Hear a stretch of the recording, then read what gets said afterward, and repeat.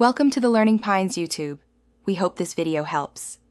You start by updating the watch and preparing a payment card so transactions work reliably.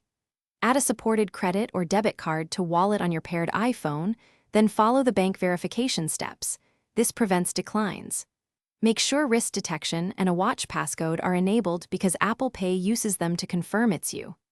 Once done, double-check the card's default setting and that the watch is unlocked.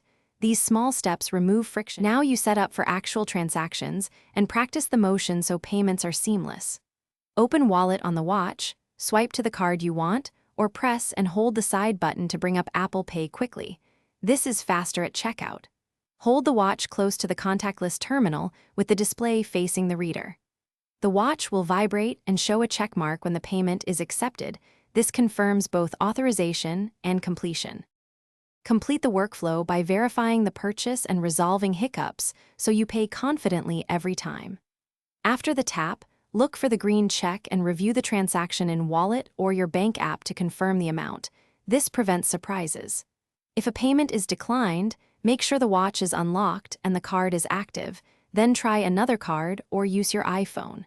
If issues persist, restart the watch and contact your bank for verification. Most problems